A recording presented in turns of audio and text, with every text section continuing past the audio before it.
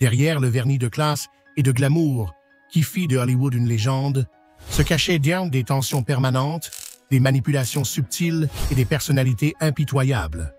Dans cette seconde partie, découvrons 10 divas plus redoutées qu'admirées, des femmes intelligentes, rusées et prêtes à écraser quiconque osait empiéter sur leur territoire. Numéro 10. Jean Arthur. Jean Arthur, adoré pour sa voix aiguë et ses rôles de jeune fille sympathique, cachait une facette bien plus sombre. Derrière la caméra, elle était un cauchemar.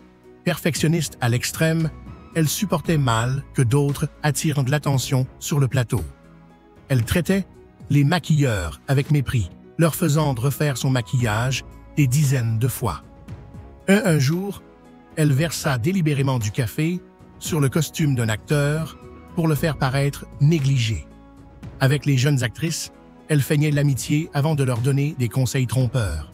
Même les réalisateurs avaient du mal à la gérer. Elle exigeait des modifications constantes et refusait de tourner si elle n'était pas au centre. Frank Capra l'a décrite comme la personne la plus difficile avec qui j'ai jamais travaillé. Derrière son sourire public, beaucoup percevaient un esprit calculateur, prêt à tout pour se protéger à n'importe quel prix. Numéro 9. Ethel Barrymore. Descendante d'une dynastie théâtrale, Ethel Barrymore était un symbole de talent et d'arrogance. Sur le plateau, elle exerçait un pouvoir silencieux, mais redoutable. Elle jouait d'une manière lors des répétitions, puis changeait de ton, de rythme et même de dialogue pendant les prises, déstabilisant ses partenaires. Elle utilisait regard et silence calculés pour rabaisser les jeunes réalisateurs et acteurs. Derrière sa façade noble et distante, elle aimait humilier sous couvert de formalité.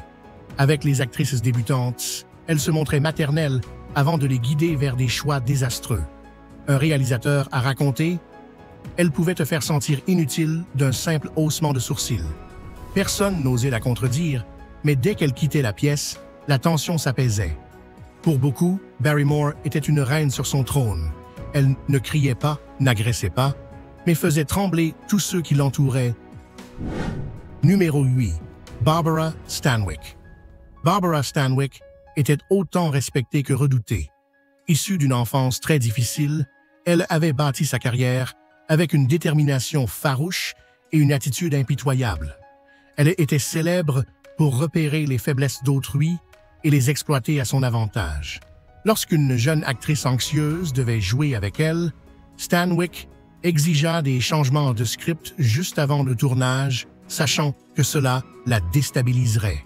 Elle n'affrontait pas directement les réalisateurs. Elle les usait avec des critiques subtiles et des alliances tactiques au sein de l'équipe. Certains affirmaient qu'elle gardait des listes mentales des erreurs et faiblesses de ses collègues. Elle était une professionnelle exemplaire, mais aussi une femme qui ne pardonnait ni n'oubliait. Sur le plateau, un simple regard suffisait à savoir qui commandait, et ceux qui osaient la défier le faisaient à leur risque et péril. Numéro 7. Marlène Dietrich. Marlène Dietrich fascinait le monde par son élégance glaciale, mais derrière son charme se cachait une femme intraitable. Perfectionniste à l'extrême, elle exigeait des éclairages millimétrés, des changements de costumes incessants et des maquilleurs prêts à tout. Elle était aussi une manipulatrice émotionnelle hors pair.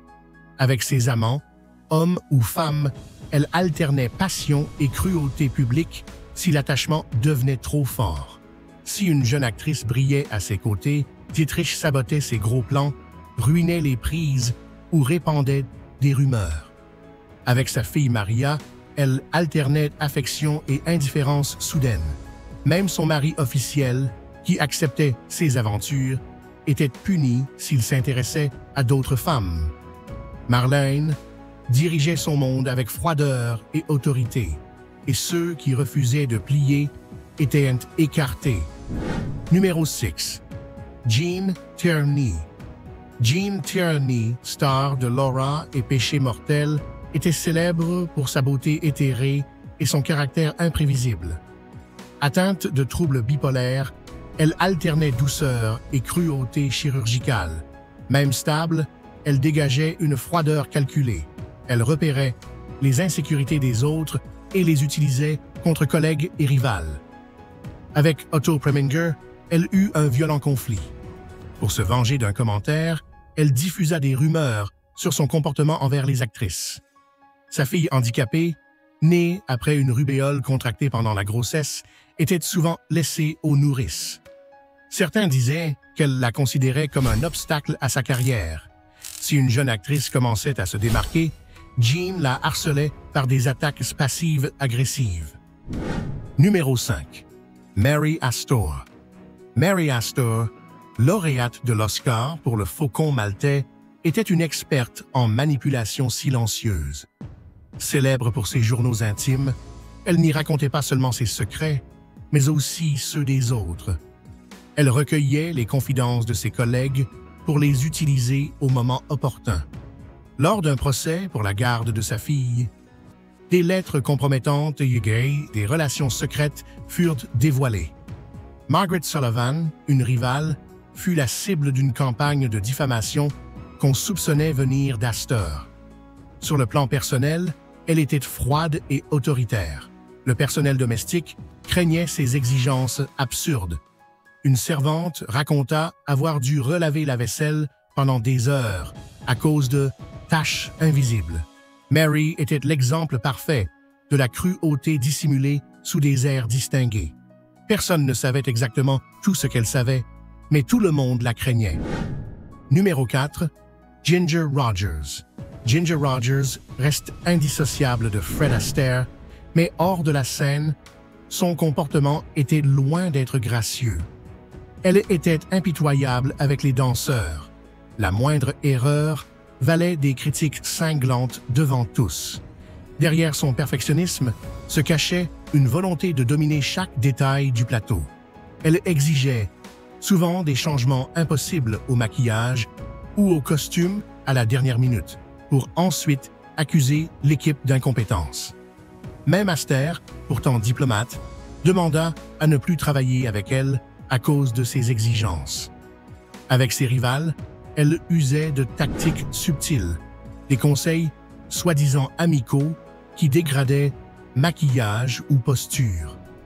Un jour, elle effaça son maquillage juste avant une scène pour blâmer l'équipe du retard. Ginger justifiait ses excès par son amour de l'excellence. Mais pour beaucoup, ce n'était que du poison sous couvert de professionnalisme. Numéro 3. June Allyson. June Allyson incarnait la fille américaine idéale, douce, joyeuse, rassurante. Mais ce n'était qu'une illusion savamment construite. Ceux qui travaillaient avec elle décrivaient une femme calculatrice, prête à poignarder dans le dos pour préserver son image. Quand les projecteurs s'éteignaient, son sourire disparaissait. Elle humiliant l'équipe en privé, rabaissait les réalisateurs si elle manquait de visibilité et feignait l'amitié avec ses collègues pour les orienter vers de mauvais choix. Elle conservait des détails embarrassants sur ses rivales pour les utiliser au bon moment. Même son mari Dick Powell subissait ces manipulations psychologiques. Des amis rapportèrent des épisodes de vraie violence émotionnelle.